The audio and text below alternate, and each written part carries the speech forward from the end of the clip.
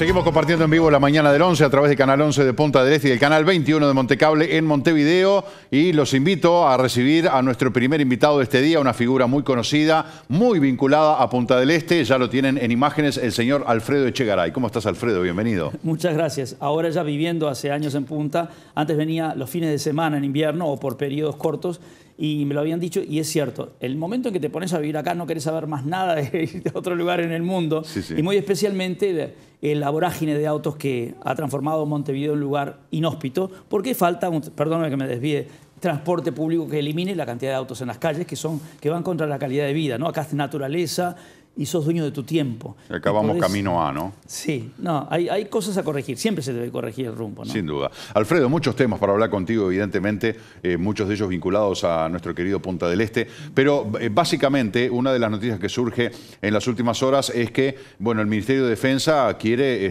bueno, ahí gestionar lo que es la venta de el águila del Graf Spee, águila de este acorazado alemán que fundido frente a las costas del Río de la Plata a principios del siglo XX y que, bueno, de alguna manera hay un impedimento del gobierno alemán que dijo no, de ninguna manera esto no se puede. Ni se exhibe, ni se vende. Nada, no se toca, déjenlo guardado en una caja y en un sótano.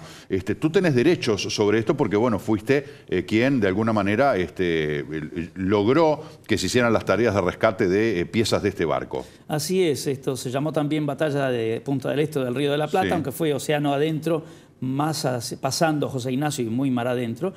Y esta fue la primera gran batalla de la Segunda Guerra Mundial. Ahora vamos a hablar un poco de eso. Pero tengo un contrato con el Estado, está basado en una ley. El contrato es de Alfredo y Felipe Echegaray y luego hice subcontratos con buzos para trabajar en esta operación. Yo empecé en el año 80, aquí hay 30 años de trabajo, de muchos técnicos, de muchos equipos, riesgos financieros, miles de horas dedicadas. Es un proceso muy largo y complejo, pero en primer lugar hay que agradecer que el águila está durmiendo en un cajón y el tema estaba muy tranquilo, fue el legislador Jorge Gandini que puso encima de la mesa el tema debido a que van a pedir dinero al Parlamento, piden aprobación de más presupuesto, que todos lo necesitan, la Armada, etcétera. Y dice, pero tienen un águila metida en un cajón donde el Estado recibe el 50%. En este caso, al Estado no solo no le cuesta, sino que se recibe un beneficio.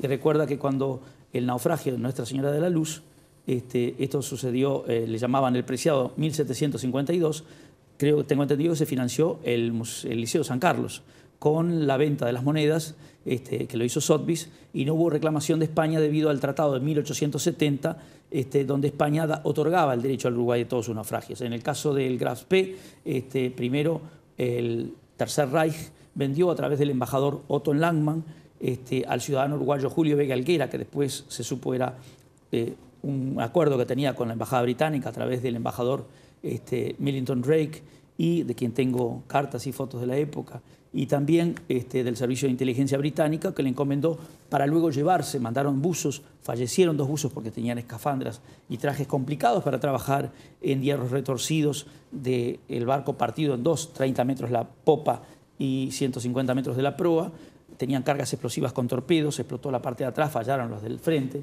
Y ahí están viendo la sinagoga Ein Gedi para que vean que la esvástica fue un símbolo judío también.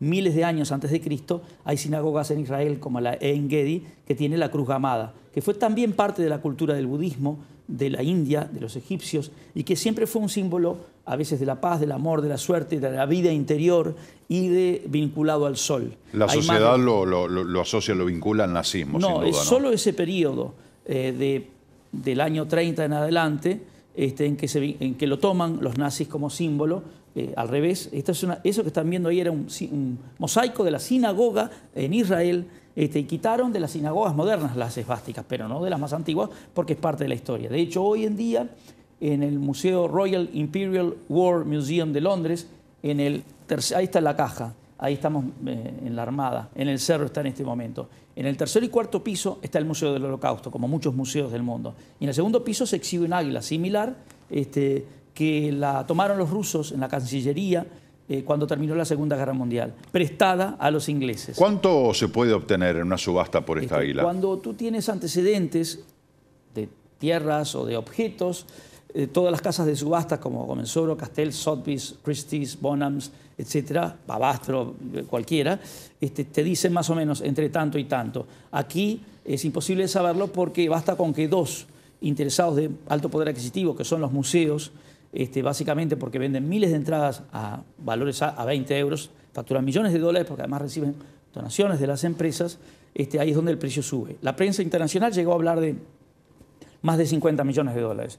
No sé si vale 50 o vale 20. Lo importante es que hay un contrato, que hay ciudadanos que trabajaron más de 30 años, que invirtieron y vendieron sus bienes para financiarlo, que hay un contrato que cumplir y que el contrato está basado en una ley. En la década del 70, el gobierno uruguayo consulta a todas las embajadas, los invita a declarar si hay algún barco que les interesa y ante la negativa comienza a hacer contratos con privados donde otorga el 50% del resultado, pero todo el costo es a cargo del privado. O sea, el Estado no corre riesgos y cobra el 50% en caso de haber resultados constructivos. Por eso cobró en las piezas de oro de Nuestra Señora de la Luz. Hoy, propiedad de quién es el Águila. El beneficio, o sea, la decisión es del Estado, pero según el contrato y según la Suprema Corte y según el propio Estado reconoce, el beneficio obtenido es 50% privado y 50% del Estado. Lo único que el privado no tiene el derecho a descontar ningún gasto, o sea que asume todos los gastos y riesgos. Tú ten en cuenta que no es lo mismo que tú inviertas en cámaras de televisión para montar un canal y en el local, como que te hayas pasado 50 años comprando un número de lotería. Tú jugaste a riesgo. Estas son operaciones de mucho riesgo que implican miles de horas. Yo me fui a los archivos de Indias en Sevilla al principio, en década del 80, investigando los 40.000 legajos de la navegación española que venían a buscar oro a Callao, Perú, a través del Estrecho de Magallanes y el Río de la Plata, Simancas en Valladolid, Museo Naval de Madrid, etc. Y entre otros proyectos comencé a trabajar en el GRAFP, donde ya habían habido además un intento de una empresa argentina, Asindar, que no logró éxito. Y ahí en ese momento Cancillería uruguaya, o sea, el Ministerio de Relaciones Exteriores, consulta a Bonn y Berlín y ambos gobiernos, eran dos, contestaron que no tenían ningún interés en el GRAFP, también, además de eso. Y además, en este caso, para sintetizarte, este tema estaba dormido, metido en un cajón, tuvo una propuesta de exhibición con aprobación del 100%, o sea, unanimidad de la Junta Departamental, el edil Weiss, para exhibirlo de manera gratuita en la Intendencia de Montevideo, con una semana de catedráticos, historiadores, hablando del tema, incluyendo uno judío, con la policía, uniformes de la época, imágenes, interesantísimo, y una nota y la llamada de Gargano en ese momento, por la presión de otro país, impidió esa exposición. Nosotros logramos la exposición realizada en el Palladium, porque del agua la llevamos derecho al Palladium y solo por cortesía consultamos al comité israelita que nos sugirió ponerle un acrílico o cristal adelante ahumado y así lo hicimos y por supuesto había otros historiadores de la colectividad que no lo compartían porque el águila en Londres y en todos los museos del Holocausto y la esvástica se exhibe sin cristal ahumado porque es parte de la historia y la Shoah. ¿Por qué el cristal ahumado? Porque así me lo pidieron en el comité. ¿Pero y por qué? ¿Para qué? Para atenuar el impacto de la esvástica. Sin embargo, en todos los museos y como el eje de la Shoah es el recuerdo de la historia para que no se repita. La memoria es fundamental para corregir el rumbo. Y tú vas a Oriente y los Khmer Rouge tienen la consecuencia de miles de cráneos humanos que se exhiben justamente para mostrar las atrocidades como las máquinas de la Inquisición o tantas cosas. ¿Por qué el gobierno alemán se opone a que...? No, eso en este momento no lo sé. En su momento y cuando se retiró del agua. En su momento eso fue neutralizado en las leyes uruguayas por dos informes del Ministerio de Relaciones Exteriores, del Departamento Jurídico y Político, que concluyeron que no corresponde por ser propiedad del Estado uruguayo y el beneficio por el riesgo y el contrato realizado con ciudadanos uruguayos. Repito, entonces, esto volvió al tapete, esto se volvió a la luz, este incumplimiento de contrato y la necesidad del Estado que tiene rubros y especialmente la Armada que necesita un radar en diferentes zonas para controlar la nueva plataforma marina más lanchas OPV que son Offshore Patrol Vessels, que son lanchas muy rápidas, modernas, que llegan enseguida a alta velocidad a los puntos de control de las nuevas plataformas petroleras, por ejemplo, o para seguridad o para salvamento.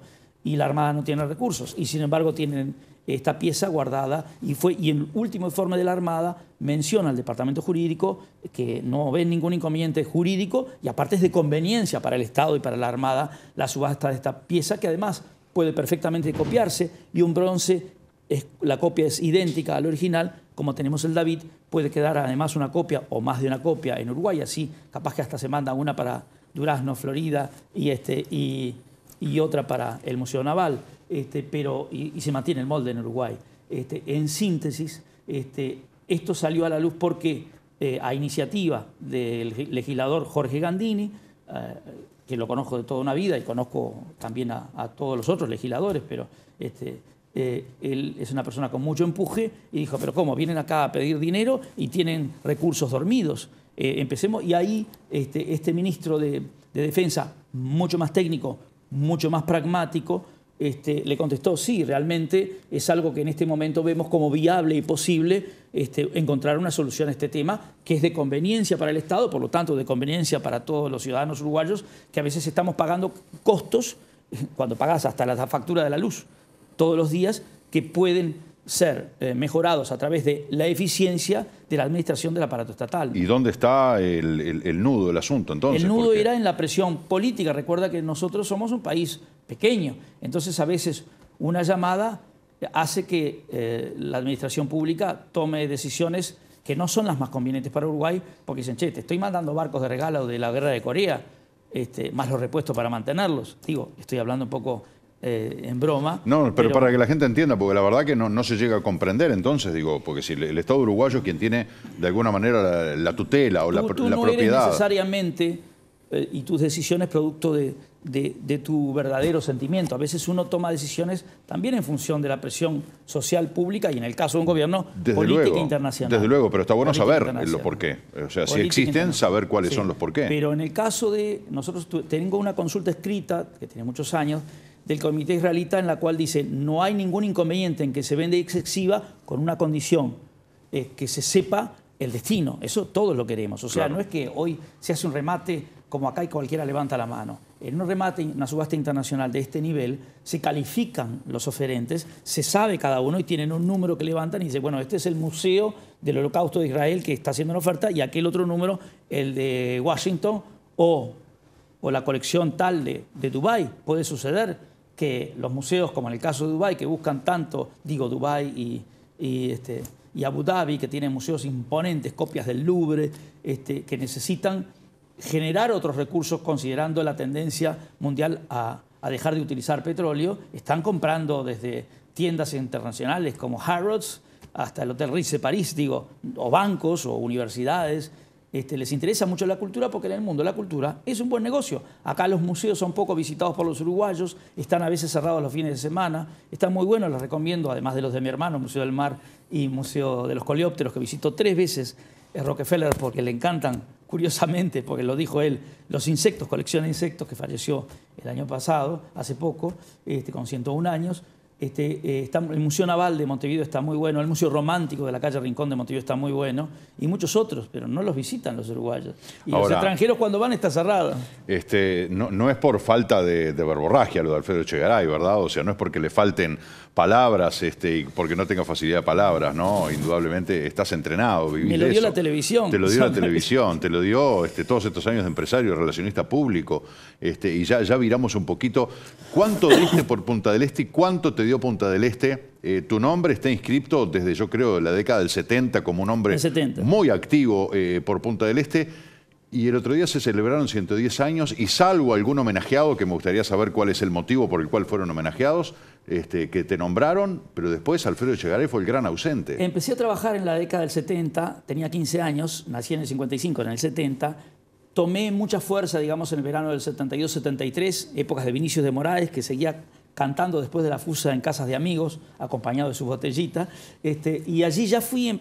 El primer homenaje me hizo el Hotel San Rafael, donde premiaron a Vinicius de Moraes, tengo la foto con él, y muchos personajes periodistas de la época, y existía, ya ahí había nacido Integral Fotografía, o por lo menos los fotógrafos ya estaban, Y allí conocí, estaba Boy Olmi, muchos personajes importantes de la época, lo cual fue magnífico. Yo tenía 17 años cuando ya me premiaron la primera vez. A partir de ahí tengo una habitación gigantesca con más de 300 premios de los ministerios de turismo, intendencias, incluso del exterior.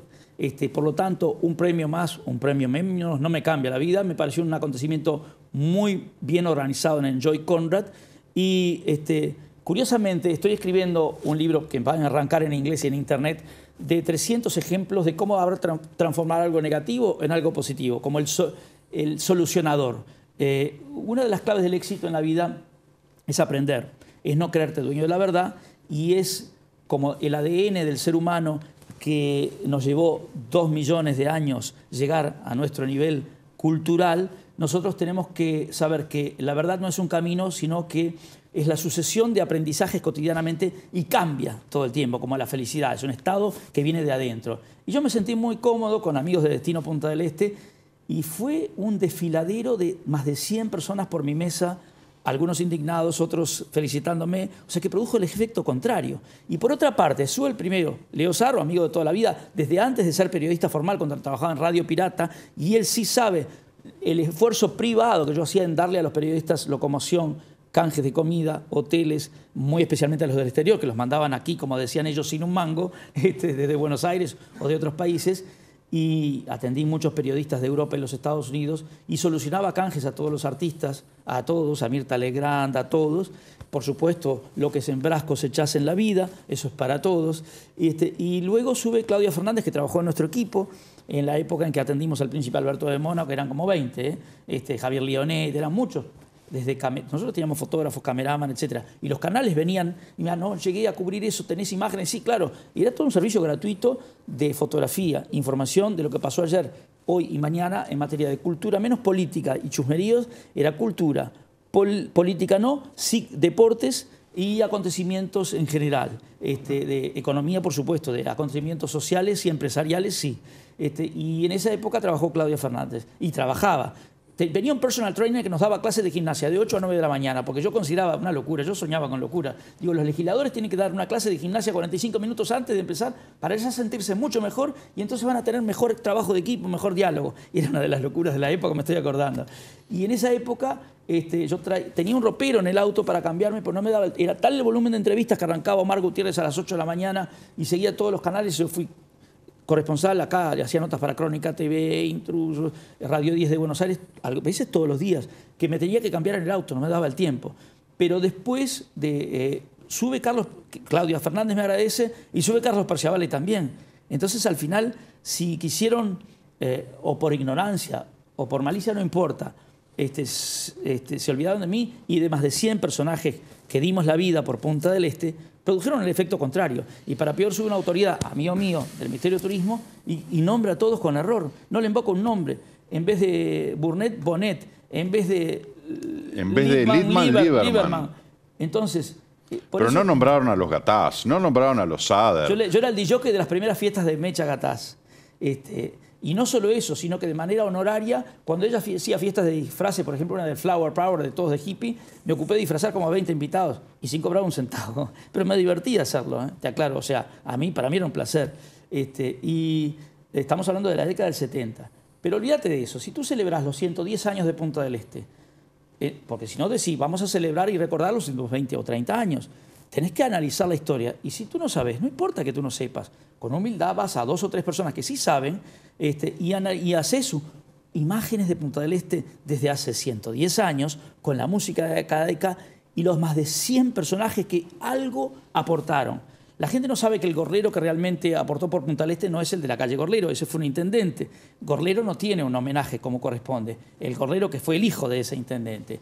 O cientos de personajes. Hay muchos personajes que tú podés no estar a favor de lo social, pero pusieron a Punta del Este moda en la década del 20, 30, 40 y se sabe.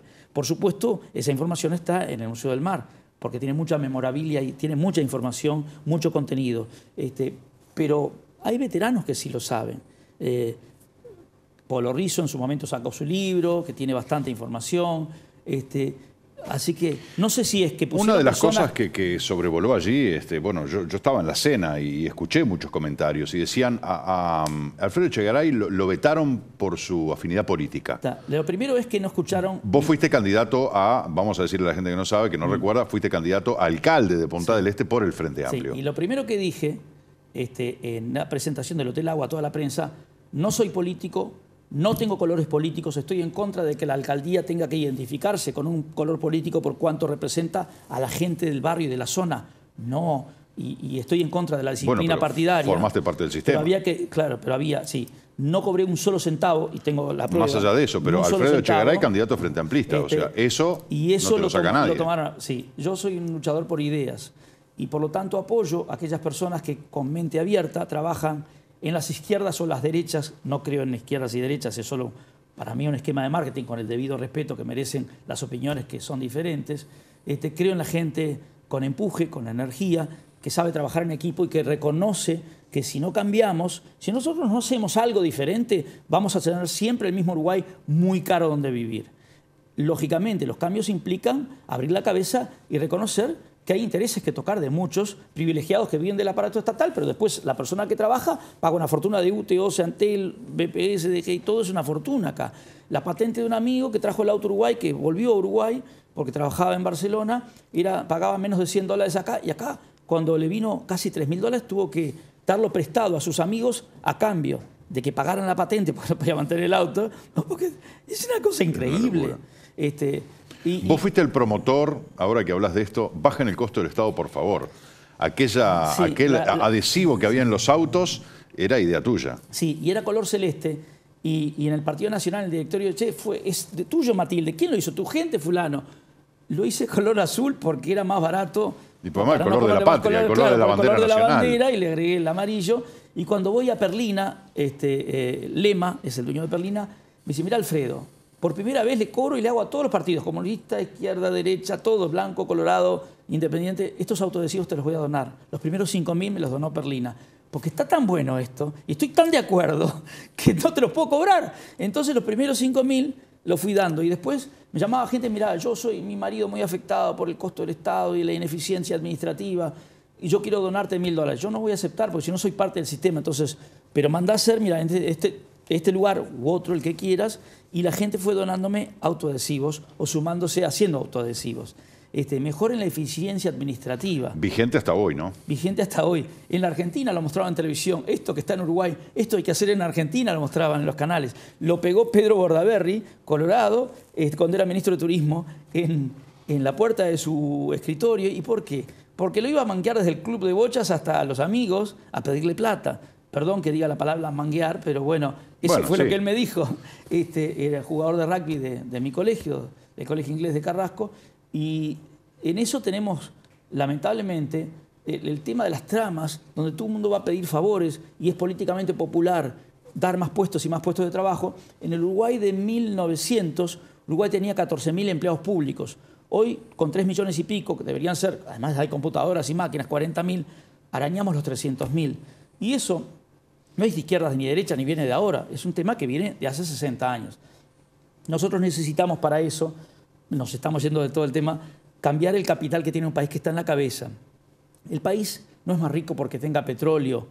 Los países que brutalmente crecieron después de enormes crisis como Japón o Alemania, o el crecimiento por momentos de los Estados Unidos, es a partir de la actitud de las mentes de las personas.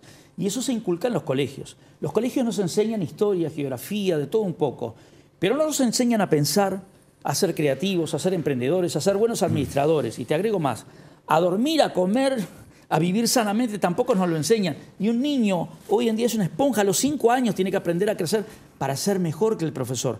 El profesor bueno es aquel que tiene la dignidad y la humildad de decir, o estudio todos los días o me quedo antiguo. ¿Y qué es lo que tiene? Y te redondeo acá, así ya te dejo hablar, porque yo tengo la tendencia, y lo reconozco, a hablar mucho porque lo disfruto, me apasiono. ¿Te parece a vos? Pero es un crimen pero crimen, es maligno que el contenido de la enseñanza pública a partir de los 5 años no esté totalmente vinculado al mercado laboral. ¿Por qué? Porque entonces los chicos te mandan un currículum ¿Y cuál es el currículum? Escuela primaria, escuela secundaria. Y no consigue trabajo así. Tú tenés que ser golero o goleador hoy en día. Conductor o cameraman, tenés que ser muy bueno en algo. Pelé en algo. Pelé, digo, por un emblema que además venía siempre. Suárez en algo. Alfredo, claro, terminamos la entrevista, ya nos quedamos sin tiempo, pero te quiero hacer dos preguntas y te pido respuestas breves. La primera, para cerrar lo que hablamos al principio, ¿qué va a pasar con el Águila y el Graf Spee? ¿Va a haber alguna gestión? ¿Eso queda cajoneado? No. ¿Se podrá vender? ¿Qué van a hacer? A partir del pedido del legislador... Del diputado Gandini. Del diputado Gandini, porque... como es muy activo, yo digo, no será que senador, pero es diputado, que lo conozco, te aclaro, de toda la vida, el ministro se comprometió a no dejar el tema dormido. El ministro de Defensa Menéndez. Sí, dice, vemos una posibilidad de alguna solución. Eso es en beneficio de que el Estado pueda volcar, en vez de sacarlo de impuestos de la población, utilizar esos recursos que provienen de inversores o de museos internacionales, sea la enseñanza, sea la Armada, que en principio corresponde, es una actividad vinculada al mar, que sea Journey en tecnología, por ejemplo, de bajo costo operativo y alta eficiencia, porque hoy en día la seguridad se controla, más que nada, ya lo sabes, por las cámaras, con tecnología. Así que tenemos una esperanza ahí. Y perdóname que me olvides de una última frase porque es muy importante. En la escuela primaria, imagínate que tú tuvieras a los 5 años a Pavarotti y a Suárez. ¿Es justo y comprensible que tú hagas jugar al fútbol a Pavarotti o cantar a Luis Suárez? No. Entonces, lo correcto es que ya desde niños, cada uno, este chico tiene potencial para ser conductor de televisión y el de cameraman. Entonces, en ese momento hay que darle una canalización hacia la vocación. En síntesis, y volviendo al tema del Águila, que tiene que ver con todo lo que sucede en Uruguay, ¿qué es lo más importante? Que los uruguayos sean capaces de soñar y poder desarrollar y ser creativos y emprendedores en su propia tierra y no tener que pensar en irse a Europa, a los Estados Unidos. Esos sueños sucedían con nuestros abuelos y bisabuelos gallegos, españoles, italianos. Pero hoy en día es tan brutal el costo que si abrís un puesto de lo que sea de ropa o de chorizos, te comen los costos fijos. Entonces, y por otra parte, el mundo ahora no es de abrir un almacén. La gente, un amigo mío acaba de vender su empresa que armó de la nada en más de 40 millones de dólares al mundo, por supuesto, al exterior. Y la hizo a base de información, porque hoy en día el negocio está basado en la información, su análisis y su alcance universal. Y por supuesto todo lo que tiene que ver con celulares y tecnología, ni que hablar las redes. Me ve futuro como conductor de televisión, eso me da mucho ánimo. Si te animás a pegar algunos pequeños cambios, y no son los que te imaginas, no es hablar mejor porque te estuve escuchando antes y tenés buena dicción y buena comunicación y todo eso, hacerte conductor universal. Para lo cual, le estaba hablando recién en la parte de edición, imaginen que el canal pueda ser, que alcance el mundo entero, por lo tanto que esté en todos los celulares, que cada programa dure 2-3 minutos, alguno más largo porque tiene un contenido especial justificado, que pueda ser un canal online, que lo escuchen japoneses o australianos, por lo tanto tiene que ser por lo menos en inglés también, pero al mismo tiempo tus sponsors, no tenés que salir a pedirle que venga de sponsor tal supermercado, que se hace complicado cada vez más. ¿Por qué está complicado sustentar un diario o un canal? Porque no conseguís sustentarlo económicamente, entonces todo se reduce. Eso no está pasando, acá está pasando en el mundo. ¿Cómo lo solucionás? Que tu cliente sea un japonés o un australiano, que sea el mundo entero. ¿Y por qué no? Porque si querés, en la vida, cuando tenemos una situación como la que tenemos en Uruguay o en cualquier lugar, hay 3 opciones.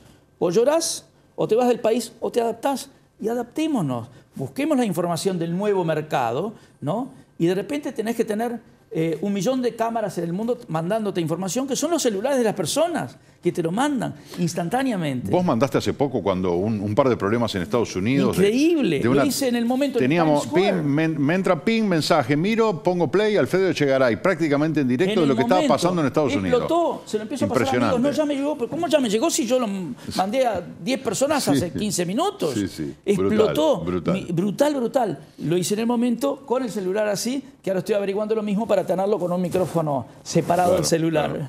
Increíble. Nos tenemos que ir. Y la otra pregunta... O sea, yo me animo, pero no depende solo de mí. Obtener algo excepcional, algo diferente, tiene que animarse a partir de la información y la investigación y el análisis y el abrir la mente a hacer cosas diferentes. Si seguimos haciendo lo mismo, ¿cómo vamos a tener? Los resultados van a ser seguir siendo lo mismo. ¿Vas a ser candidato a algo? En principio no, porque la gente te identifica con la política y a mí no me gusta la política. Yo prefiero promover ideas e incorporarlas en las mentes abiertas de todos los políticos para que por lo menos nosotros no, pero nuestros nietos puedan tener un país donde sea el lugar donde puedan realizar sus sueños. Eso sería magnífico, ¿no? Hay que animarse a soñar, que Alfredo, es el primer paso. Un placer conversar contigo, como siempre, nos quedaríamos horas charlando. ¿Te animás pero... a ser conductor universal? ¿Cómo no me voy a animar? Muy bien, Sí, yo te doy un par de pautas, pero hay que tener la cabeza abierta, ¿no? Bueno, no es lo tradicional, ¿no? Sí, pero es posible, ¿no? Bueno. Mirá los blogueros ahora, es brutal. Lógicamente, es otra cosa, ¿no? Nos quedamos charlando después de la pausa. Yo me animo, coraje lo que me sobra. El señor Alfredo Echegaray conversando con nosotros sobre varios temas y da para muchísimo más. Hacemos la pausa y estamos con ustedes.